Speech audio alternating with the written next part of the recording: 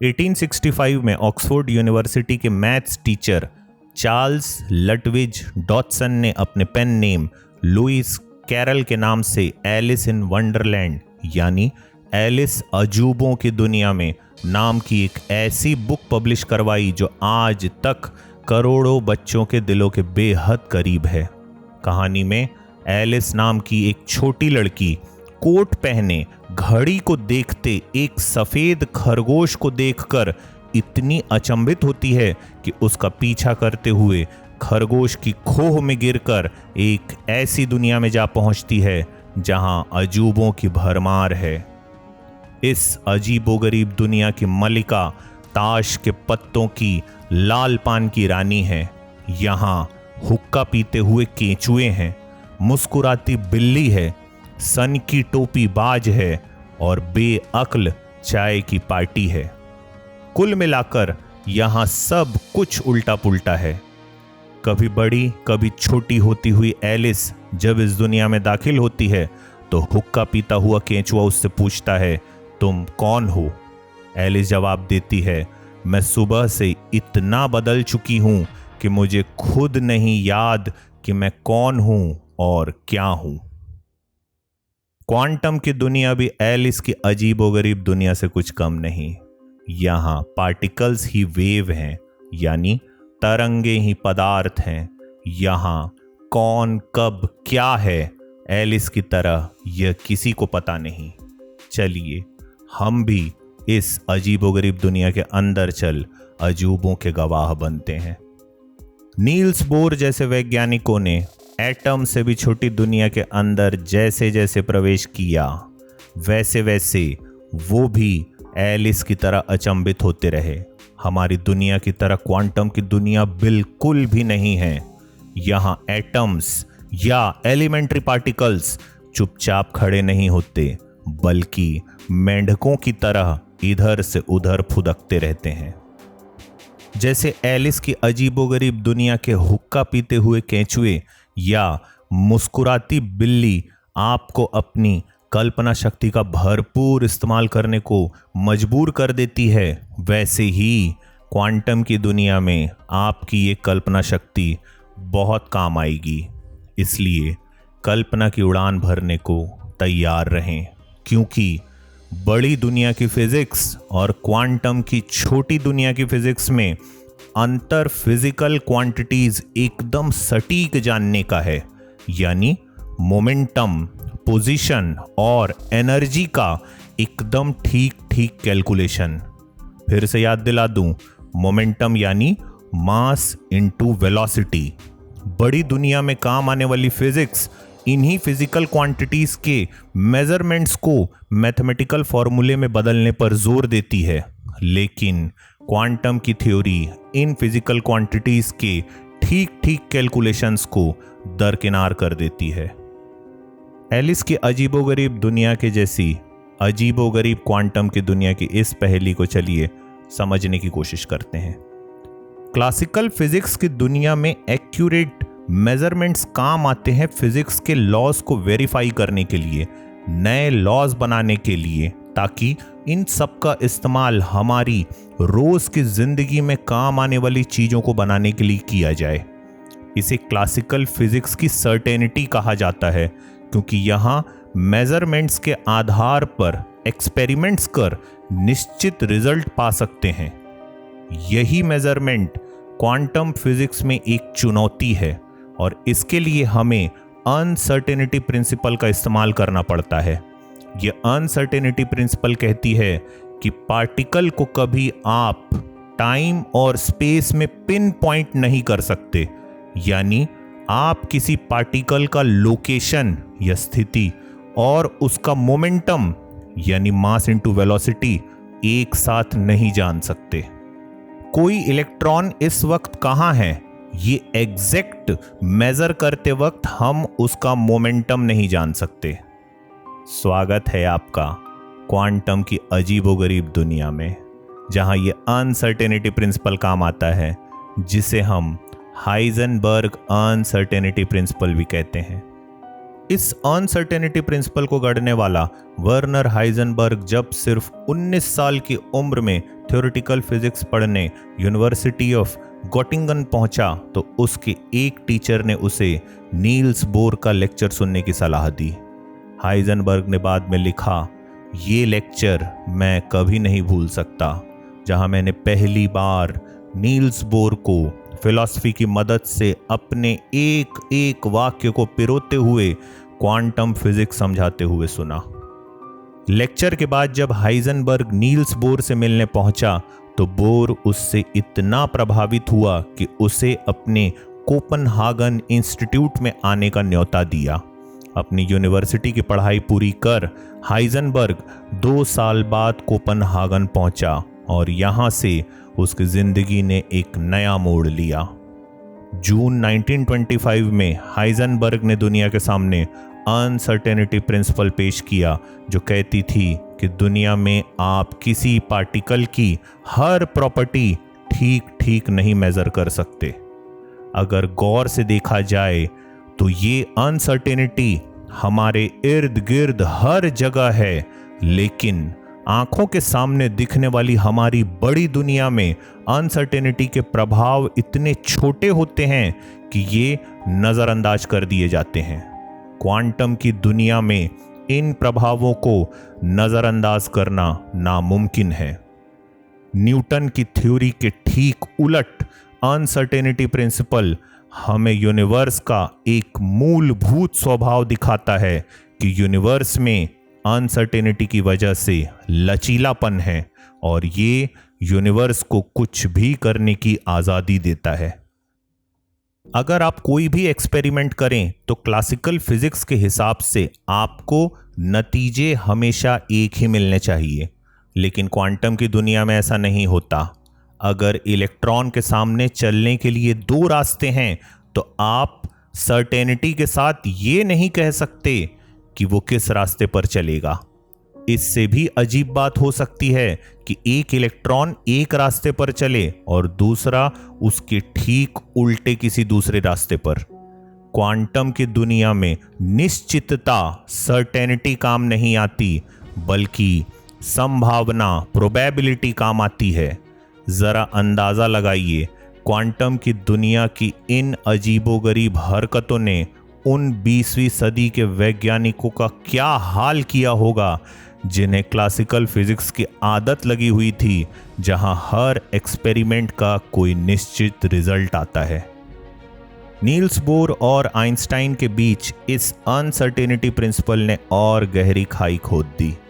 Einstein ने अपने दोस्त मैक्स बॉर्न को चिट्ठी में लिखा, ये क्वांटम की थ्योरी कैसी अजीबोगरीब है, यहाँ सर्टेनिटी नहीं बल्कि प्रोबेबिलिटी है।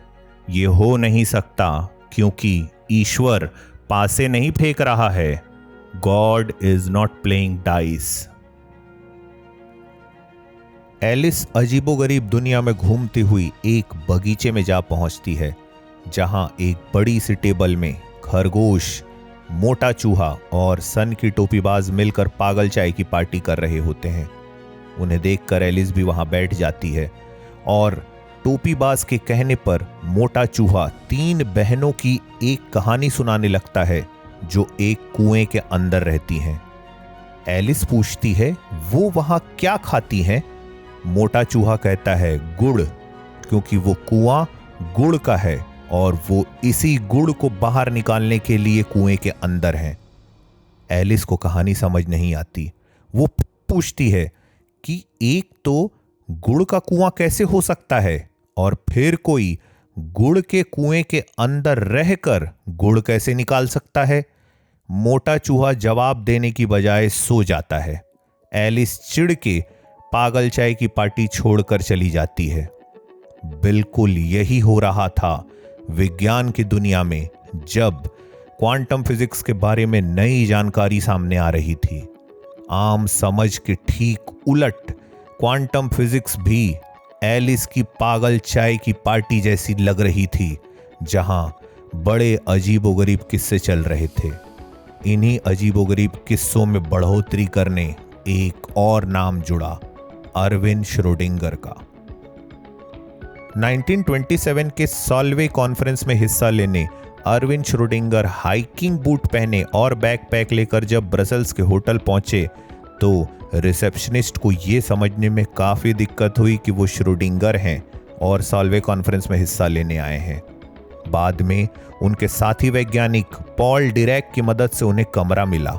ऑस्ट्रिया में पैदा होने वाले श्रोडिंगर के लिए मैक्स बॉर्न ने एक बार कहा था कि वो बेहद जिंदा दिल और दयालु इंसान है। यूनिवर्सिटी ऑफ वियना में पढ़ते वक्त श्रोडिंगर को मैथ्स और फिजिक्स के साथ फिलोसॉफी और पेंटिंग भी बेहद पसंद आते।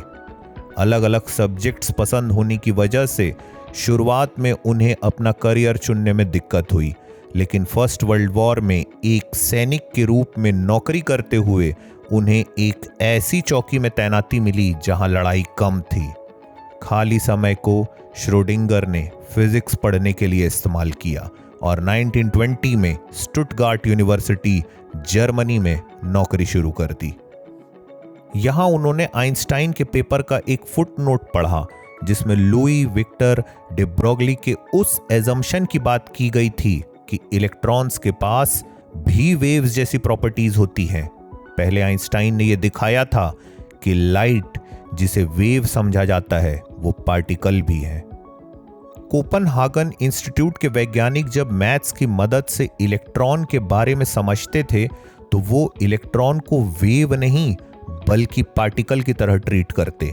इसके लिए वर्नर हाइजेनबर्ग ने एक इक्वेशन भी तैयार किया था जिसे वो मैट्रिक्स मैकेनिक्स कहते। इस इक्वेशन में इलेक्ट्रॉन को सिर्फ एक पार्टिकल ही समझा जाता है। हाइजेनबर्ग के ठीक उलट श्रोडिंगर को लगा कि वो इलेक्ट्रॉन को मैथमेटिकली कहीं बेहतर समझा सकते हैं, उसे वेव की तरह ट्रीट करके। श्रोडिंगर के इक्वेशन को वेव मैकेनिक्स कहा जाता है, जहां इलेक्ट्रॉन्स को वेव्स तरंगों की तरह समझा जाता है।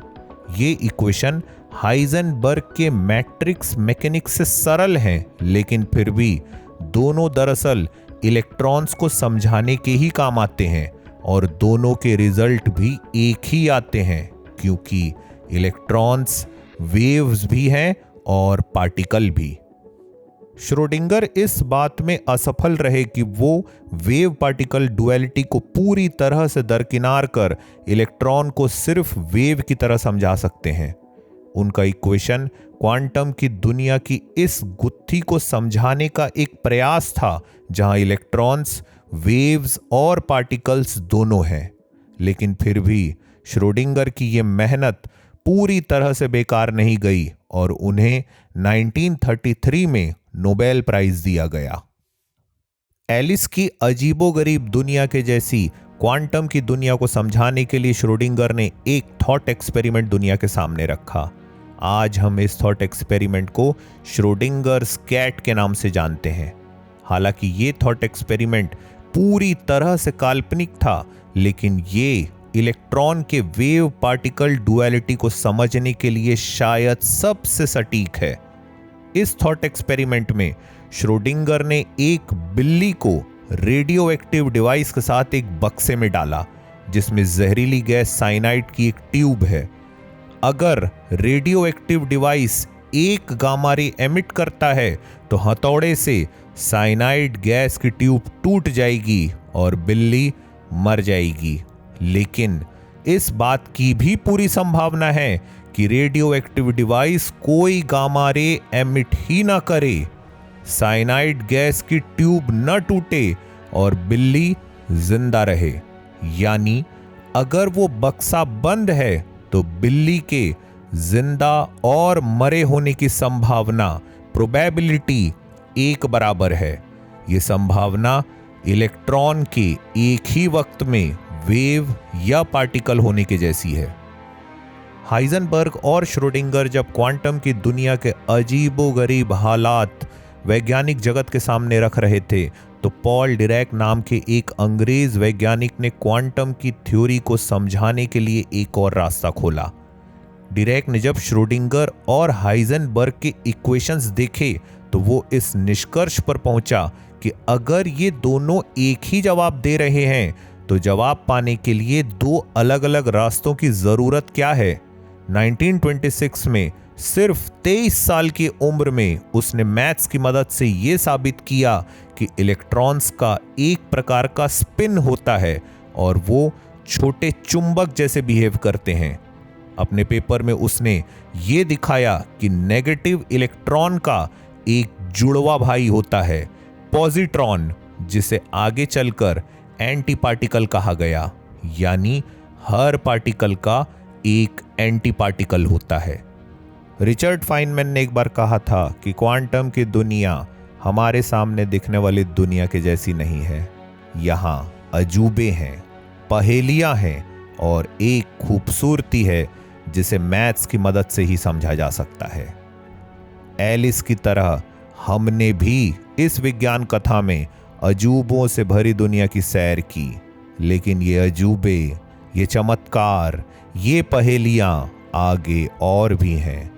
जरूरत है सिर्फ आपकी। इस कहानी से जुड़े रहिए, अभी बहुत कुछ बाकी है विज्ञान कथा में।